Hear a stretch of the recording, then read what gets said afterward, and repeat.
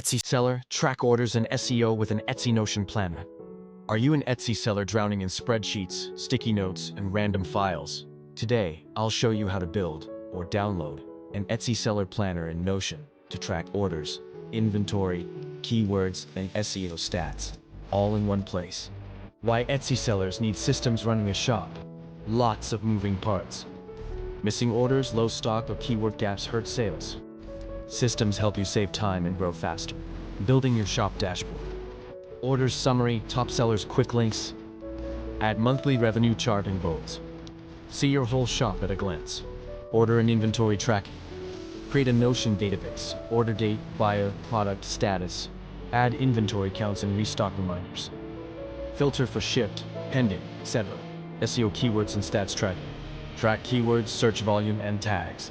Add views, favorites, and sales stats per listing. Helps refine your SEO over time. Download my Etsy planner. Want to skip building? Download my Notion Etsy seller planner. Shop dashboard, orders, inventory, SEO tracker, and more. Link in description. Subscribe and check my other Notion templates for sellers.